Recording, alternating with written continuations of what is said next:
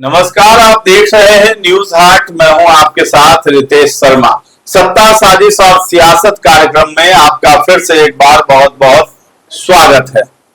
Khan sir और रोशन आनंद sir का जो मामला है वो आज कोर्ट में गया हुआ था और कोर्ट में खान सर की गिरफ्तारी पर तो रोक लगा दी गई है और अदालत ने यह फैसला सुनाया है। अब आगे फैसला इस पर होगा, लेकिन रोशन आनंद की जमानत याचिका को कोर्ट ने खारिज कर दिया है। आखिर ऐसा क्यों हुआ, कोर्ट के अंदर क्या बात हुई है, उस पर हम बातचीत करेंगे। इसके साथ ही साथ लालू यादव जो है तेजस्वी यादव और मीसा भारती के साथ पटना लौट आए हैं। पत्रकारों ने उन्हें आज घेर लिया था, उसके बाद जो है हालांकि लालू यादव ने कुछ कहा नहीं, लेकिन मीसा भारती और तेजस्वी यादव ने बहुत कुछ कह डाला है। सम्राट चौधरी को चीफ मुख्यमंत्री जो होता है चीफ मिनिस्टर, वो न कह के चीफ मिनिस्टर कह डाला है तेजस्वी यादव ने। आखिर उनका हमला किस ओर इशारा कर रहा है और वो क्या कहना चाह रहे थे, इस पर हम बातचीत करेंगे। और लालू यादव जो है वो कब बंगला खाली कर रहे हैं, इसकी भी तारीख बताई गई है। आखिर वो तारीख क्या है, कब बंगला खाली होगा, इस पर हम बातचीत करेंगे। इसके साथ ही साथ नीतीश कुमार के बारे में विपक्ष कह रहा था कि उनकी चर्चा नहीं होती है, उन्हें लोग भूलते जा रहे हैं, लेकिन नीतीश कुमार अभी भी एक्टिव मोड में नजर आते हैं।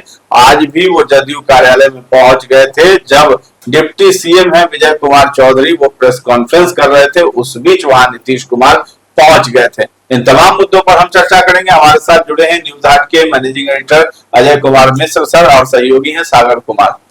सर, शुरुआत करते हैं सबसे पहले खान सर मामले पे। उनकी गिरफ्तारी पर तो रोक लगा दी गई, लेकिन रोशन आनंद जो है उनकी जमानत याचिका खारिज हो गई, ऐसा क्यों? देखिए, इनकी जो खान सर की जो जमानत याचिका थी वह थी अंतरिम जमानत। इंतरिम जमानत के लिए, अग्रिम जमानत के लिए उन्होंने किया था, तो इसमें उनको मिल गई जमानत। फिलहाल उनको उनकी गिरफ्तारी पर रोक लगा दी गई और न किसी तरह का दंडात्मक कार्रवाई उन पर की जाएगी, है ना। ये कोर्ट का फैसला आ गया। लेकिन 20 जून को फिर सुनवाई होगी, उसमें जो असल फैसला आएगा कि क्या होता है। ये मामला तो इनका भी है, जबकि इन पर जो है हत्या का प्रयास और आर्म्स एक्ट दोनों का केस चल रहा है। मामला दर्ज है, बड़े एफआईआर है, तो मामला गंभीर है, लेकिन कोई साक्ष्य सबूत फिलहाल कोर्ट को नहीं मिला इनके खिलाफ। इसलिए जो है 20 की तिथि दे दी गई और इनको जो है इंतरिम जमानत, अंतरिम जमानत जो होता वह दी गई, नियमित जमानत यह नहीं अभी। तो इसलिए इनको राहत मिल गई। लेकिन रोशन आनंद को दायर किया था याचिका किस लिए? नियमित जमानत के लिए, रेगुलर बेल पिटीशन था उसका, उनको नहीं मिला। उनके ऊपर भी है ना तोड़फोड़ किया का मामला का आरोप है, हमला करने का आरोप है।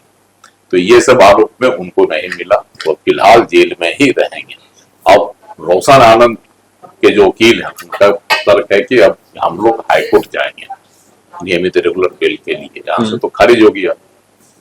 और इधर खान सर की भी योजना है कि हम भी जो है, जो मामला एफआईआर दर्ज है, क्वेशिंग ऑफ एफआईआर कहा जाता है इसको, जो एफआईआर है, प्राथमिकी दर्ज है, उसको रद्द कराने के लिए वो हाईकोर्ट में याचिका दायर करेंगे, ताकि वहीं से क्वेशिंग होता है। क्वेशिंग करेगा हाईकोर्ट ही मामले को, क्वेशिंग करने के बाद जब एफआईआर खत्म नहीं होगा तो रद्द कर दिया जाएगा, तो मामला अपने आप में समाप्त हो जाएगा।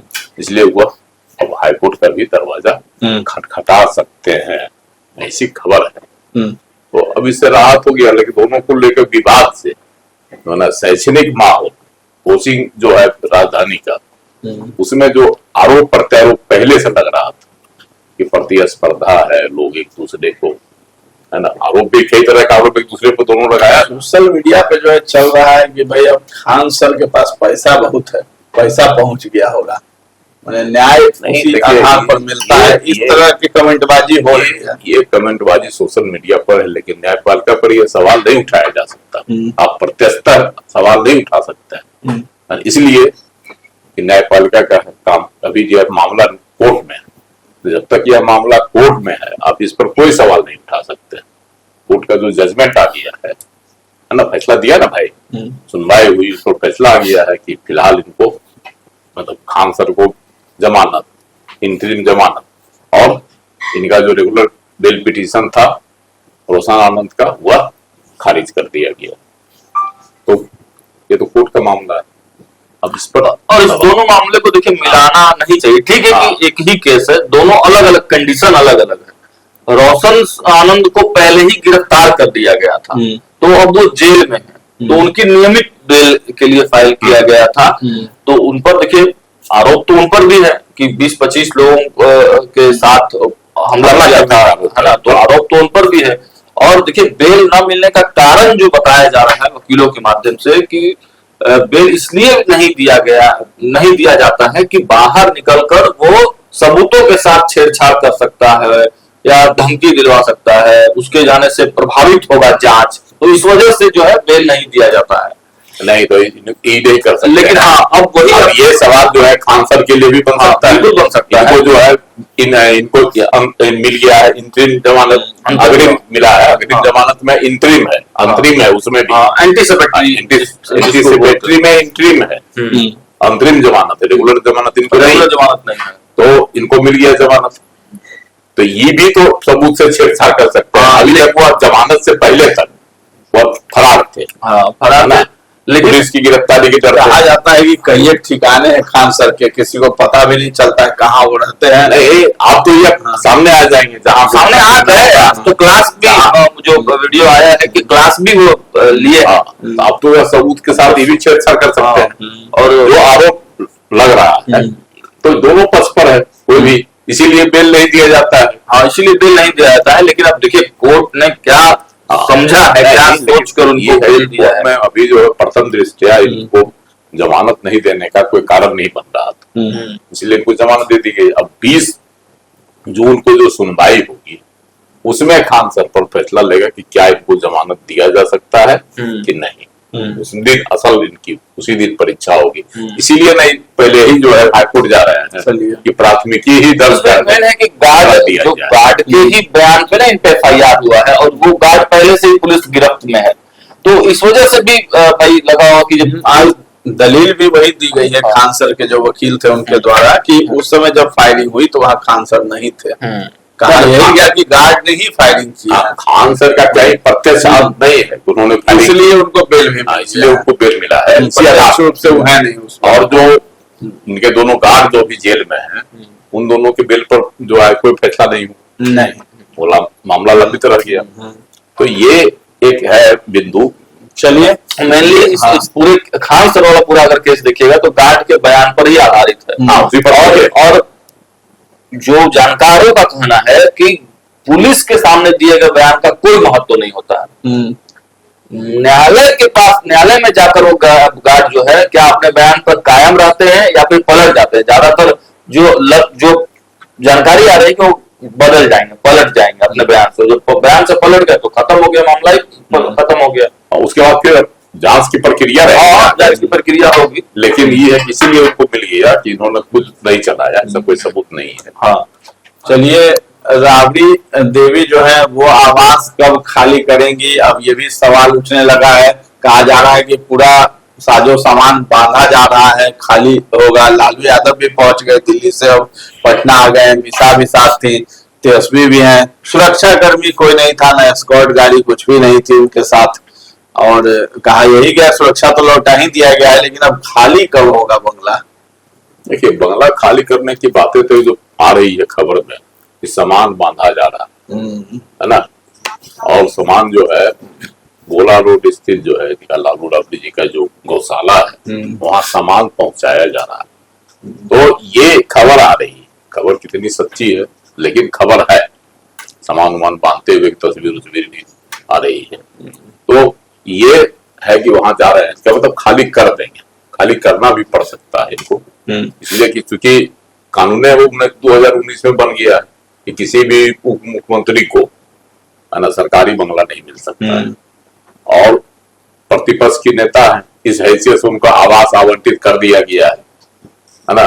तो इसलिए जो आवास तो इनको खाली करना पड़ जाएगा, इसकी तैयारी इन लोगों ने कर ली है। राबड़ी देवी इधर गई हुई भी कौटिल्य नगर अपना जो इनका आवास है उसका निरीक्षण करने कितना उसको बना, कितनी जल्दी में उसको तैयार किया जाए, सब भी प्रक्रिया चल रही है। तो अब मीसा भारती ने भी कहा कि हम जो है 15 दिन का जो समय दिया गया उससे पहले ही हम आवास खाली करते हैं, ये कोई विवाद के विषय। लेकिन सम्राट चौधरी पे खूब गुस्सा है सभी लोग। तेजस्वी भी आज पूरा बोल रहे थे कि भाई चीफ मिनिस्टर नहीं चीफ मिनिस्टर है सम्राट चौधरी। देखिए चीफ मिनिस्टर उनको कह दिए है ना, चीफ मिनिस्टर मतलब समझिए रहे, चीफ का बहुत अर्थ होता है, सस्ता भी होता है और दूसरा अर्थ भी है ना, तो चीफ मिनिस्टर कह दिया इनको।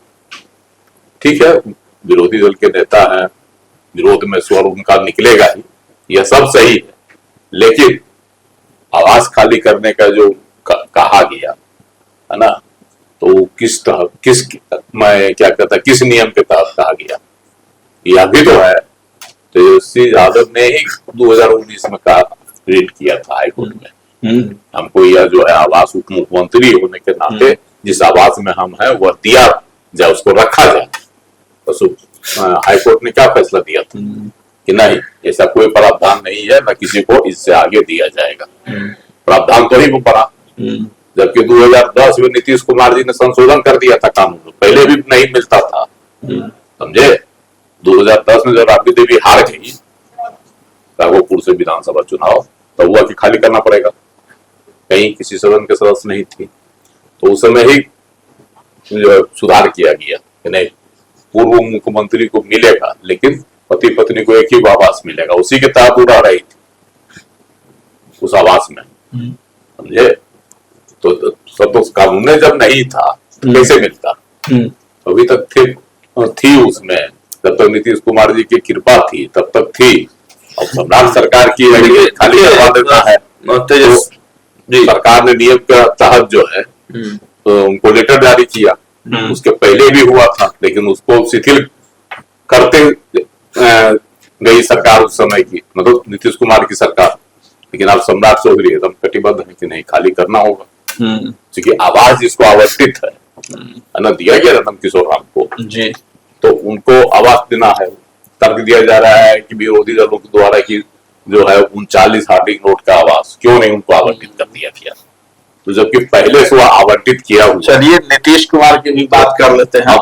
इसमें तेजस्वी वाले में एक बात ये भी इंगित कराना पड़ेगा कि देखिए तेजस्वी यादव पहुंचे थे बहुत दिनों बाद पटना, बहुत सारे सवाल नेता प्रतिपक्ष से थे, सुचंदर राम ने इस्तीफा दिया है, बड़े नेता है, कद्दावर नेता है, वो सवाल बनता था। उसके बाद आप देखिए कि रोहिणी आचार्य जो उनकी बहन है, उन्होंने सुनील सिंह पर किन शब्दों का प्रयोग किया, वो सवाल था। तेज प्रताप और रोहिणी आचार्य दोनों अब मिल गए हैं, तो देखिए तेजस्वी और उनके पार्टी पर भी बहुत सारे सवाल जो है वो हो रहे थे, इंडिया गठबंधन को लेकर क्या हो रहा था, लेकिन उन्होंने जवाब दिया केवल उसी पर, केवल अपना जो पक्ष था उस पर बॉलिंग बैटिंग की, बाकी जो और सवाल थे उनको तेजस्वी से भी जवाब देते कहा, जो बात कहनी रहती उसी बात को दोहराते। हाँ, चलिए नीतीश कुमार बड़े एक्टिव रह रहे हैं, जितना विपक्ष हमलावर होता है उतने ही ज्यादा नीतीश एक्टिव नजर आते हैं। आज भी पहुंच गए जदयू कार्यालय में, पीसी चल रही थी, विजय कुमार चौधरी बैठे थे, बीच में ही पहुंच गए। देखिए इनका जो है, इनकी गतिविधि थोड़ा तेज हो गई है नीतीश कुमार जी की, है ना। वो अक्सर हाँ आप देखते रहिएगा, कभी किसी क्या कहता है मंत्री के घर पर पहुंच जाते हैं, किसी पार्टी के नेता के घर पर पहुंच जाते हैं, यह उनकी प्रक्रिया जो है इधर चल रही है।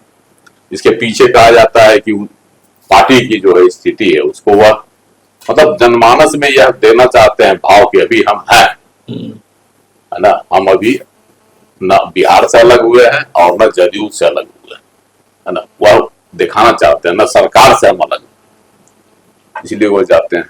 आज चले गए जन सुनवाई की कार्रवाई चल रही थी पार्टी कार्यालय में, और उप मुख्यमंत्री जो है विजय कुमार चौधरी थे, शीला मंडल थी और लोग थे जो 3 वोट रहते हैं, उसी में जाके वो अपना निर्देश देने लगे, ठीक से काम हो रहा है, ठीक से काम कीजिए। उन्होंने तो यहाँ तक कर दिया कि एक ही बार में 2 जन सुनवाई का जो होता है कार्रवाई वह किया जाए।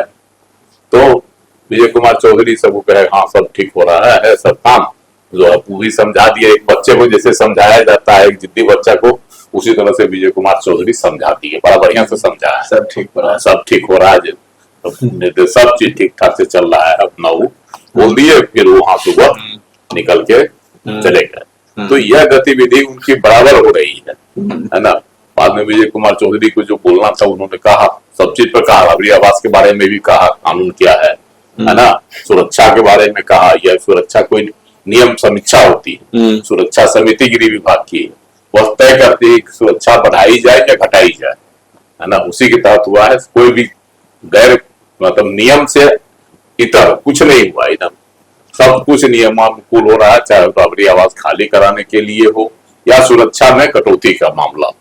ये सब बातें जो उन्होंने बताया, लोगों को अपनी समस्या बताया, तो ये है अल्लाह। और नीतीश कुमार जब देखते हुए कल कहाँ चले गए थे, उनके क्या कहता है जमा खान क्या गांव चले गए थे उनके आवास पर, तो ये तो घूमते फिरते रहते हैं, मुआयना करते गतिविधि है। चलिए, तो नीतीश कुमार खूब ज्यादा एक्टिव नजर आ रहे हैं। विपक्ष के हमला करने के बावजूद जो है नीतीश कुमार खूब एक्टिव रहते हैं। भले ही वो अब मुख्यमंत्री नहीं है बिहार के, लेकिन उनकी जो गतिविधि है मुख्यमंत्री की तरह ही नजर आती है। इसमें एक तरह से छापा ही मारे हैं वो। और विजय चौधरी जब वो चले गए तो हम लोग तो वहीं पे थे, बीच पीसी हो रहा था, अचानक से आए। तो जब वो चले गए पूर्व मुख्यमंत्री, तो विजय चौधरी ने बताया, इसका अहमियत बताया, जन सुनवाई का अहमियत वो बताया कि देखिए नीतीश कुमार कितने सजग हैं कि बीच जन सुनवाई में भी वो छापा मार दे रहे हैं कि हम लोग ठीक ढंग से काम कर रहे हैं कि नहीं कर रहे हैं। छापा में रोज कोई ना कोई पकड़ा जाता है, कभी निशांत पकड़ा जाते हैं तो कभी अशोक चौधरी पकड़ा जाते हैं। आज कौन पकड़ाया था पता है? आज पकड़ा गया तो ऊर्जा मंत्री बुलो मंडल। बुलो मंडल नहीं पहुंचे ही नहीं थे बुलो मंडल, कोई ना कोई पकड़ाया, शिला मंडल थी, बुलो मंडल नहीं पहुंच पाया। हाँ, कोई ना कोई पकड़ा ही जा रहा। चलिए, लालू यादव अब जो है भी जल्द ही जो है राबड़ी आवास खाली हो जाएगा, सामान वगैरह सब कुछ समेटा जा रहा है। कौटिल्य नगर वाले आवास में चर्चा है कि वहीं पर पूरा लालू परिवार शिफ्ट होगा। और इसके साथ ही साथ खान सर मामले में अब आगे क्या होता है, रोशन आनंद के ऊपर क्या फैसला आता है कोर्ट की तरफ से। हाईकोर्ट का दरवाजा खटखटाने गए हैं रोशन आनंद, और खान सर पर भी सुनवाई आने वाले समय में होगी। जो भी अपडेट्स होंगे हम आप तक इस खबर से रिलेटेड पहुंचाएंगे। फिलहाल इस चर्चा को हम लोग यहीं पर विराम देते हैं। कैसा लगा ये कार्यक्रम हमें कमेंट में जाकर जरूर बताइएगा, और हमारे चैनल को अभी तक आपने सब्सक्राइब नहीं किया है तो जरूर कर दें। धन्यवाद।